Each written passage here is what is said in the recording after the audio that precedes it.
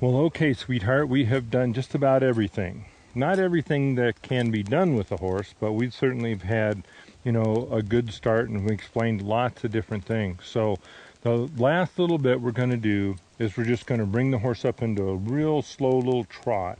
Okay. And then bring him back down to a walk. And that's, and really for, you know, beginning until you really get all these things down really, really good. You shouldn't be thinking about cantering or running a horse or doing some of those things. Okay. Really shouldn't. So, until we get the walk really, really solid on lots of different things, we get the trot just perfect, where we can actually speed up and slow down at the trot, speed up and slow down at the walk, then really you don't want to be going any faster or doing more speeds until you're really, really comfortable. That would be the same thing if we carry that thought a little bit further, is if we're going to go out and trail ride, what we really want to have down, we want to have the walk and the trot, even the canter down just a little bit in a confined area, so that we know if the horse did get into a canter or did get upset out on a trail ride, that you could stop him. So you're just kind of at the beginning. There's lots of different exercises that we can do. Okay. But we'll do one more. And to take the horse up into a faster gait, it's the same thing as if he was standing still and you wanted him to move. It's basically the same cue. You just squeeze with both legs. As soon as he goes into that trot, then or that next speed, just like if you ask him to walk with your legs and you squeezed him and he started walking, you wouldn't want to keep kicking him to keep him walking. That would not be a good thing. Well, it's the same thing with the trot. Okay. And that would be if you'd ask him to go into the trot. As soon as he goes into the trot, then you take your legs off of him. You keep good control of him. You control every step, and you stop him. You practice stopping him where you want him to stop, not just stopping him. In other words, if we pick a cone and we say, okay, we're going to stop him by a cone. Sure. That way we learn, how much control we either do have or control we don't have. But you don't want to practice, well, I'm just going to stop him somewhere in the pasture here, and that would not be a good thing. All right? So let's just walk together, and then we'll come down, and we'll even try to practice starting the trot in a specific area. So we'll come down, we'll make a nice wide turn here, go around, and we'll go between those two poles. You'll go between the two poles.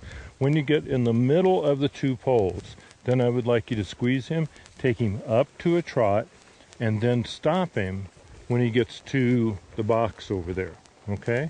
And I'll trot right along with you. Wait a second. So we're going to start him out walking. When you get to the center, you're going to ask him to trot. You're going to trot him straight toward those poles and stop him dead center on the pole that's closest to us. Okay? That make sense? Yeah. Okay, great. Okay, I'm not go. 100% sure about that though. Well, then we'll just practice it. You're going to be fine. And so we'll walk together. I'll tell you when to start him. Okay, now start him in the trot. Squeeze. There's your trot. Come on. Squeeze him. There. Now stop him.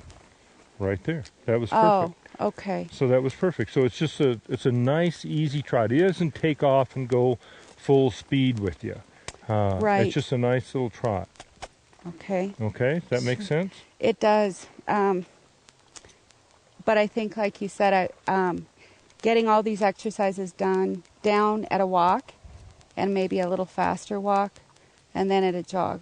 Yeah, and you could do that, and that's exactly what you'd want to practice. And then once you have the basics down, then you really want to have somebody just watching you, not telling you every step. Okay. Because it lets you think. Right.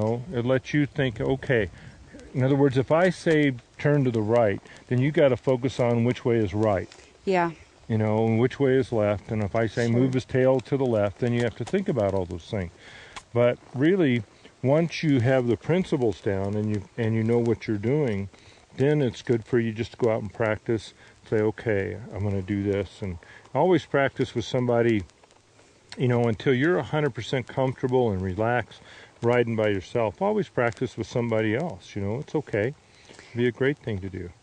one thing that's really helped me as we've been working is when you give me an exercise to do, though. It takes the focus off of, especially if you have a lot of fear, it takes the focus off thinking about that fear. It's like the walk and chew gum theory. Right. You can't be focused on all that fear if you're focused on an exercise. So that's helped me a lot. Good. And, Good. Well, and it's been great. I've learned a lot going through the steps on this. And even though, except maybe this. Hold on. okay. I'll show you another way to do that. Wait a second. Hold. Let me do the step forward. Stop. Back. Okay. Now just lock your hands. Put your hands right here and lock them on the behind the swell of your saddle right there.